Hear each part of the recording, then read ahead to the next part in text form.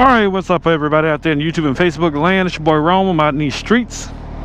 It is a beautiful day and I'm going to take advantage of it. You know how we do it.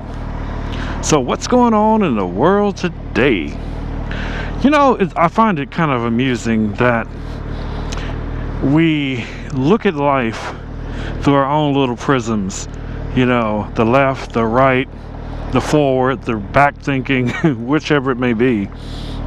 And it has always amazed me, depending on which political party is in office, how much effort is put into discrediting the other party, however that may be. But at the end of the day, the most important thing that we have to think about is common sense. So if you want to go out and buy a car, or you want to buy a house, stay with me now.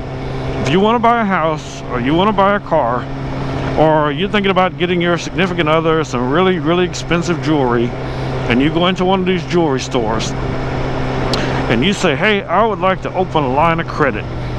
Or you walk into the dealership and you say, I would like to open a line of credit. Whatever the case it is.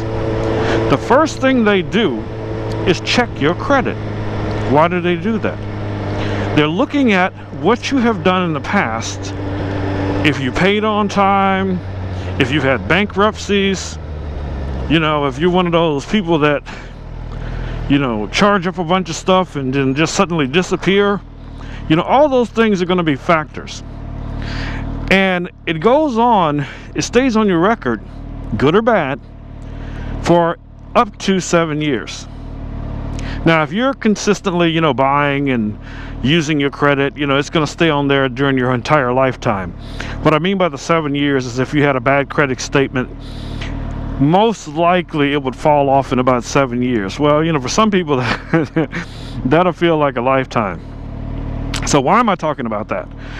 History teaches us that people don't change that often. It has to be something really dramatic happen in your life to make you change. If you meet an alcoholic and this person admits to you that they're an alcoholic, what they're telling you is, I have a problem with alcohol. Even though I'm going through the steps, even though I'm in a program, I haven't drank liquor for 6 months, 6 years, 15 years, it doesn't matter. They're still telling you, no matter how long I've gone, I still have this problem. So that ties into history, a person's personal history. So the reason why I'm bringing this up is because, you know, the news has been inundated with, you know, what's going on with Roy Moore. I understand that, you know, whatever took place with the 14-year-old and the 16-year-olds, you know, people will say, oh, that was a different time. You know, it was more accepted back then, you know, for a 25, 35-year-old man, you know, to be with the 16-year-old girl. I mean, if you look back in history, you know, there was mail order brides. You could order a 12-year-old wife, a 14-year-old wife, you know, through a catalog. Man, don't believe me, just Google it. So I understand that people will use this as an example. Some people even using biblical references to try and justify what this person has done or allegedly has done. But he's admitted to part of it. You know, oh yeah, I probably dated 16-year-olds. I probably dated, you know, a few of those girls. But 16 in their state is the legal age of consent, where 14 is not. So you say, well, that's only, you know, 2-year difference. Maybe she was, you know, a very advanced young lady for her time, or maybe perhaps she was whatever else, you know, reasoning people can come up with to justify it. It doesn't matter. She was a child. He was a grown man. He was in a position of power. He took advantage of that. So what you guys are going to see over the next few months and the next few years is what I call the Harvey Weinstein effect. And what that means is, in many cases, justifiably, women are going to come out and they're going to say, this guy was inappropriate, this guy touched me, this person, and it's going to be on, you know, both sides. You know, you'll have men saying this about men, and, you know, men saying this about women, and it'll go on and on and on. So it's just another phenomenon that we will experience, you know, over the next couple of months and years, that tie right into our political cycle, tie right into our politics, and even in social, you know, atmospheres, you know, whether it be entertainers, you know, whether it's athletes. You're going to see this popping up all over the place.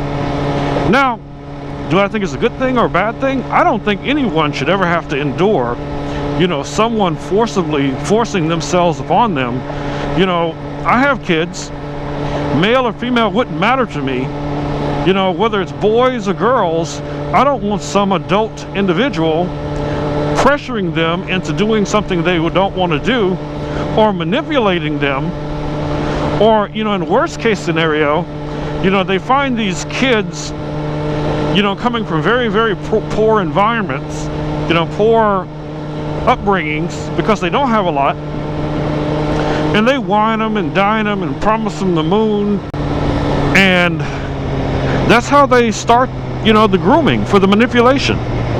You know, I mean, if you can find, you know, examples of pedophiles all over the web in many, many medical and criminal investigations, and they'll basically spell out how these people manipulate these kids and get away with it. Whether it's a priest, a teacher, an employer, they'll find a way. And once they've achieved it and been successful at it, they'll keep doing it. And they're emboldened to keep doing it because people become aware of it and do absolutely nothing about it. It's like the bully in the high school or bullying at your office. As long as that bully is not showing attention to you, you don't really care. Now, whether you care or not, you don't act as if you care, because you're like, hey, I'd rather him be picking on so-and-so instead of picking on me or bullying me. So I'll laugh along and giggle along just to get along. Well, to me, that's a punk-ass bitch move, no matter who you are.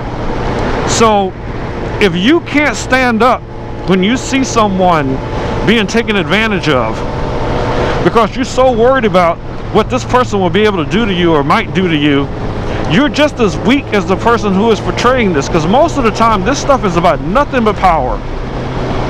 You know, you do the research, the average rape has very little to do with sex and a lot to do with someone wanting power over someone else. So, you know, that's just what it is. I mean, it's a little heavy subject, I know that. Some people are like, man, why aren't you talking about, you know, what that bike can do? You know, ripping it up. But, you know, some things in the world, we're in a position, we just have to speak on them. We have to act. Because if you do nothing, you're just as guilty. So that's my opinion. You know, if you like it, comment, subscribe, whatever you want to do. You don't like it, man, you know, honestly, that just puts you in that sheeple category. So you know, it is what it is. Anywho, I'm going to enjoy the rest of my day, getting out here and riding a little bit. Of course, I do see this DPS officer up here at the gas station, so I'm gonna slow my roll so I don't wind up with no problems today. Nope, ain't got no time for that shit.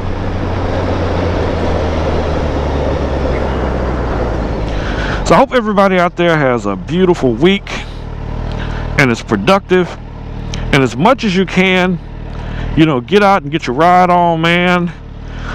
If you're in a state where it's still nice and sunny and not too cold, shit, man, take the advantage of it. Men, women, you know what I'm talking about. I'm not just talking to you guys, because believe me, there's a whole bunch of girls out there, and ladies, should I say, that'll ride the pants off of most of these guys.